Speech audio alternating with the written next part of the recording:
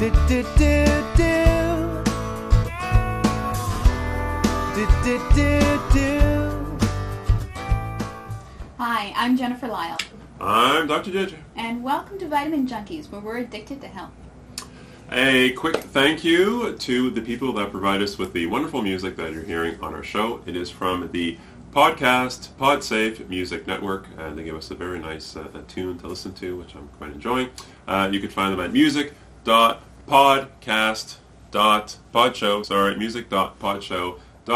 I don't always get that right. It's okay. It's live. We'll keep rolling. We'll keep rolling. Jennifer. Now, in case you're wondering who you're watching, I'm the mother of two boys, Aiden, who's 6, and Ryan, who's 3. And I've had a personal interest in alternative health for about 6 years now. And I teamed up with Dr. JJ to fight trans fats and all the bad health out there and inspire people to be proactive about their health. I'm Dr. JJ. I'm a naturopathic doctor.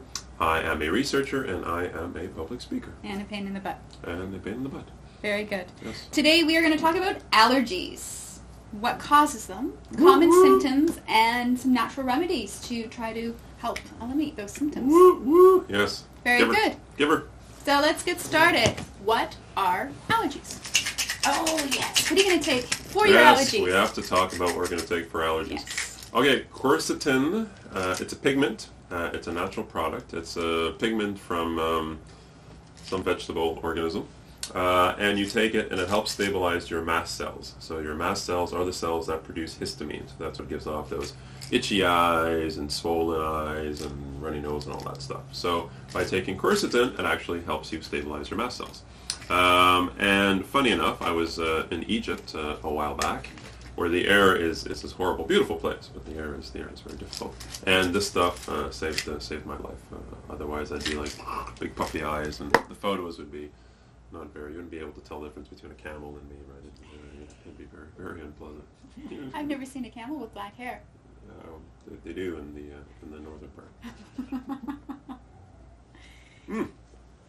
Sometimes that tastes good. Yes. So let's talk about what are allergies. Allergies are a hypersensitivity reaction of your body to an allergen. Okay, so hypersensitivity reaction means that your body overreacts, creates inflammation in reaction to an allergen. So an allergen, I think everybody pretty much knows what the allergens are. Cats, dust, environmental, perfume, etc., etc., etc. And the hypersensitivity reaction your body makes causes inflammation. So the key one in the case of an allergy is histamine, which I already talked about with the quercetin stuff. So the histamine creates the itchy eyes, the runny nose, it causes swelling, etc., and then you end up with allergy symptoms, which are very uncomfortable. After a while you start to scratch and your skin gets irritated, you're blowing your nose a lot, you have trouble sleeping, you snore, you get pain here and here because that's where your sinuses are. It's a very unpleasant disease. And you're sneezing all the time and spraying people, and it's not good for your social life. Now, you've described a number of different symptoms, and for me, I think of those symptoms more so for environmental allergies. Mm-hmm. But what about for food allergies? Oh, yes, that's true, yeah. The symptoms are very different, aren't they? Yeah, also food allergies or food sensitivities. A full-blown food allergy would be more, people would talk more in terms of dairy, right, where you'd get diarrhea, right? You'd eat something, people that are very sensitive to dairy would get diarrhea. Mm-hmm. Food sensitivities are more of a subclinical allergy, is probably a way of looking at it. So it's not a full-blown allergy, but it causes inflammation, and the result is usually your body wants to evacuate it out of it as fast as possible. That's why often you get loose stool, diarrhea, and lots of mucus in your stool. So you've said a couple times that it's usually wheat or dairy that people are allergic to. Why are those the common ones? It's interesting. In North America, dairy's been tweaked with a lot. Hormones, antibiotics. Wheat has also been genetically modified considerably, so a lot of people seem to react to these two. These are the things I find in private practice. Also, there's a lot of reports in the science, in the research literature, of wheat being associated with psoriasis or eczema, or dairy being associated with a lot of these diseases. So there's dietary links with some of these inflammatory diseases and these foods. And also, interesting enough, when I travel, if I go to different countries, I may have wheat or dairy and I don't react as much as I do when I react in North America. Oh. That's very interesting. It's our food. Something about our food here is not the greatest. So. So what are some different natural remedies for allergies? Okay. Well, we talked about quercetin. Quercetin's a great one. Another one that really works well is detoxification. We did a previous show on that. Yes. It's more on the cleansing part, on the cleansing diet part. For most people, if you put them on a cleanse where they spend a week and they don't eat the common allergens, so no wheat, no dairy, they don't eat any junk, so no sugar, no pop, no coffee, and they just go on a very bland diet. For most people who have a hypersensitivity reaction, so that's allergies, eczema, and asthma, they'll feel better after a week. So for most people, if you go on a bland diet, you're going to feel better after a week. Wow, that quick. Yeah. And then what people do after that is they start reintroducing things. So, on say day 8, day 9, you have a little piece of cheese. And then if you start sneezing, or you start feeling phlegm in your throat, or your throat's itchy, or you get diarrhea, well, then you're sensitive to it. So it's a really good exercise to do. Another thing too is probiotics.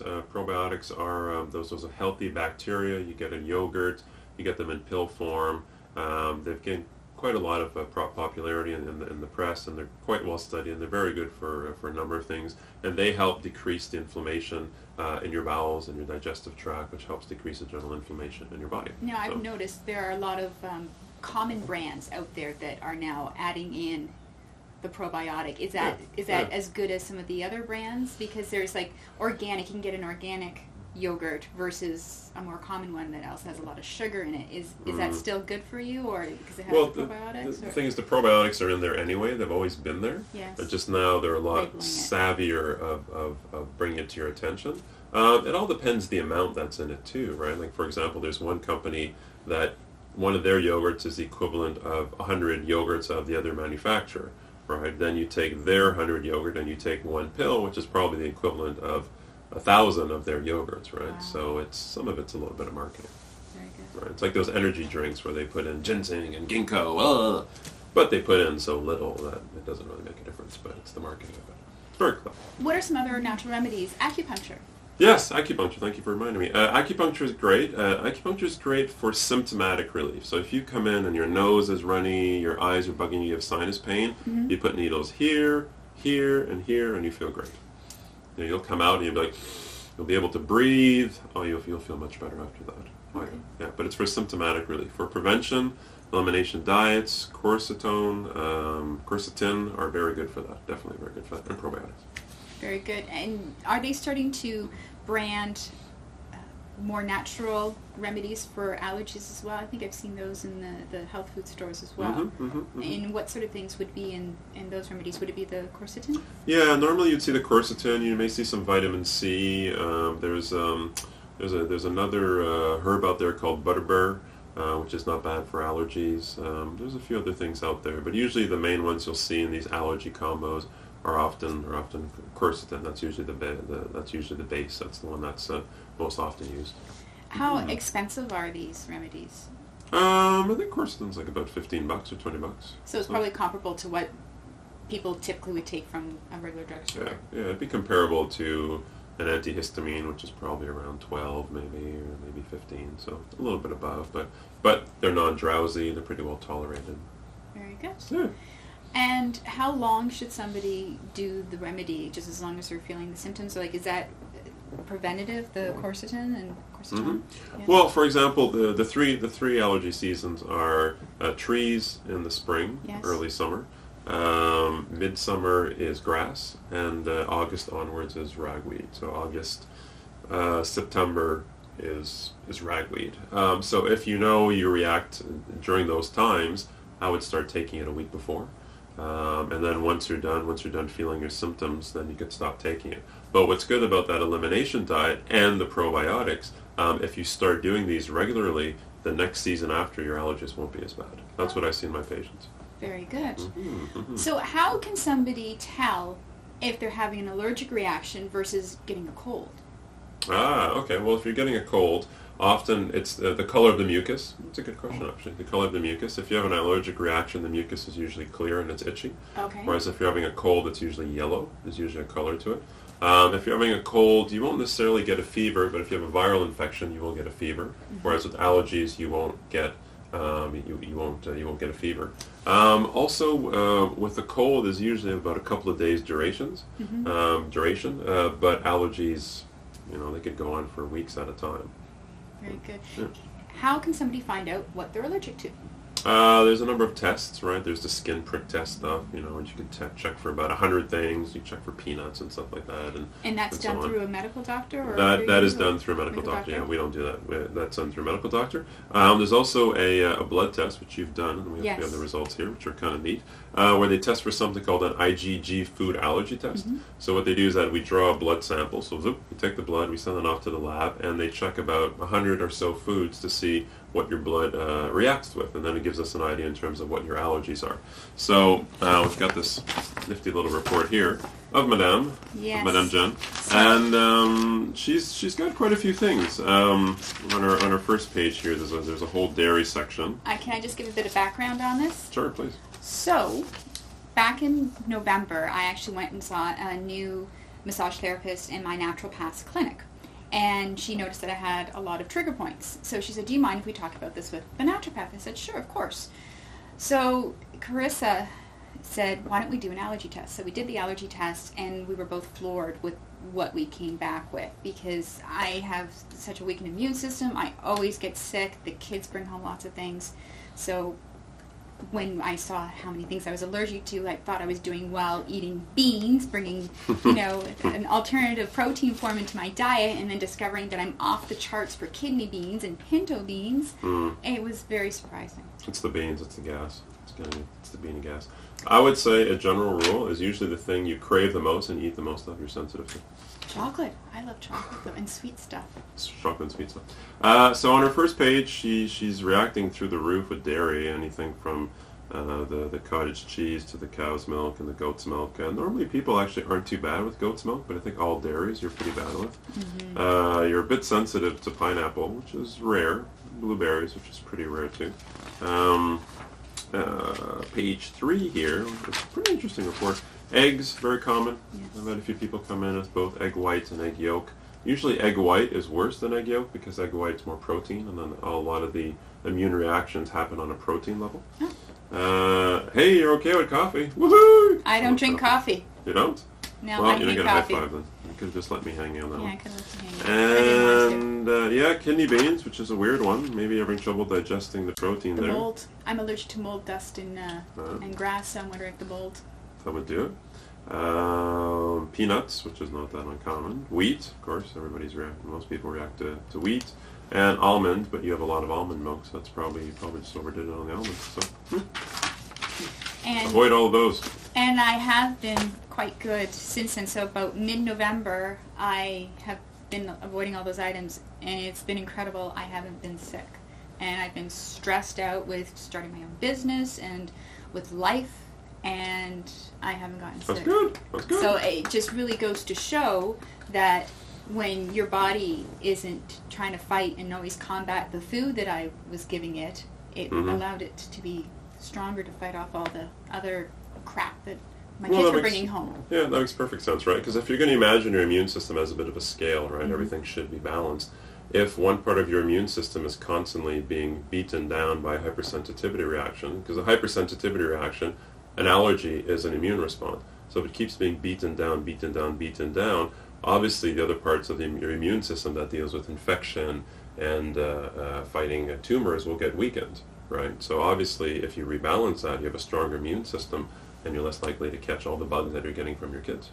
So what is the difference between this test that I took and the scratch test that is typically done through the medical doctor? Because the scratch test, that's an immediate reaction. That's IgE, yeah. So that's an immediate reaction. Because when I went to talk to my medical doctor about the results, she's like, I have no clue what this is. I'm not familiar with this test at all. She listened, but she was not familiar with this test. This same test, we had it done through a U.S. company, but this same test you could get done through your medical doctor also.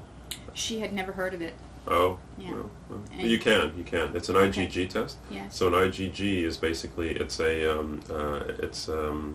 innate immunity, right? So it gives you what you're susceptible to. It doesn't necessarily mean the immune response will manifest itself, but it means what you're susceptible to.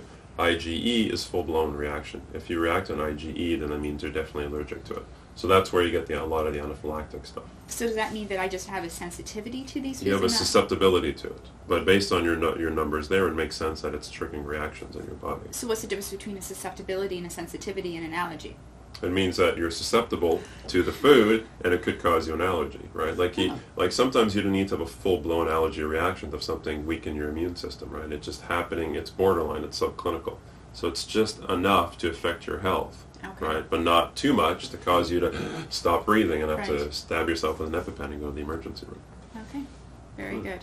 Now, this test was not cheap. I did it through my naturopath, and unfortunately, my husband's insurance company did not cover it.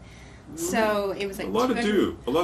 My naturopath was very surprised. It was like $250. Yeah, that's usually the going rate for that. Yeah, even if it goes to your doctor, it's about $250. But normally the insurance companies will cover it. If my medical doctor had recommended it, it would have been covered. But because my naturopathic doctor recommended it, it was not covered. Discrimination.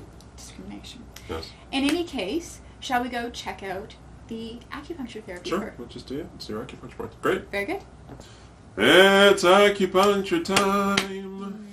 Lovely. Okay, so when you do acupuncture, you put on gloves. Why? Blood. You don't get a lot of blood, but just in case for my blood. protection. Yes, just in case. Well, we were sticking a needle in you. Okay, a little bit of bleeding, but it's rare. I've got to go out tonight. You have to go out tonight? Yeah. Well, you can wear gloves. It's okay too. You can wear them also. Don't be panicked because I'm wearing gloves. But am I going to have like marks on my face now? No, I love little tiny red dots. It'll be tiny. Just don't move. No bigger than my zits, right? No bigger, exactly. You can't see them at home. They're huge. Anyway, so patients should not be giggling when we're about to stick needles around your nose. I'll just give her some time to recover, folks. That's okay. Keep ready, bandwidth, clicking. Okay, she's ready. All right, so now the two best points for helping to clear the nose when someone has allergies are right here on both sides of the nose, okay? She's going to wince. We're not going to fake this. She's tough, but she's not that tough. But these do sting, and woo! Look at that. You did a good job, actually. And what's really good about these is that as soon as you... Yeah, good job. Yeah, as soon as you put them in, you usually notice that your breathing is much better. You okay? Yeah. Okay. There you go. Great. I have tears in my eyes. Yeah, well, it's because they're pretty sensitive points. And a good one too that we do for sinuses are right over here. It's also a really good point for you to concentrate. It helps with the mind. Helps relieve stress. Here we go. There's a chakra point there, isn't there? There's a chakra point there too. That's true. That's correct. So this is great for that. Usually we leave these in for about 20 minutes or so. And you have a patient coming in that just is blocked nose, congested. Usually right after doing those points, within a matter of minutes, you're able to breathe a lot better. Like you could feel it too. Oh, I can. I can definitely feel it. Yeah. Pretty neat, eh? It is awesome. Yeah. All Very right. good. Okay, ready to do the rest of the show with needles in your face? Are we going to do the rest of the show and the needles on my face? Sure, let's do it. Are you guys ready for that? Are you guys ready for that? Yeah? All right. Okay. Can I turn? Yeah. Normally she shouldn't move, but she's doing great.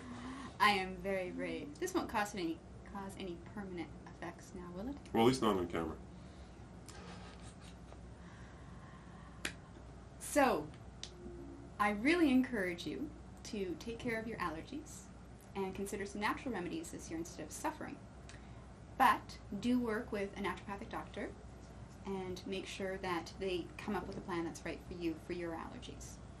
Thank you very much. And if you're looking for a naturopathic doctor in your area, in Canada, go to the Canadian Association of Naturopathic Doctors. In the United States, go to the American Association of Naturopathic Physicians. Links to their websites will be at vitaminjunkies.com. Very good. I'm Jennifer Lyle. I'm Dr. JJ. Thank you for joining us today, and let's continue the addiction to good health. Let's continue the addiction to good health, and please be sure to join us at Vitamin Junkies Anonymous. Do do do do. Do do do do. Do do do do. Do do do.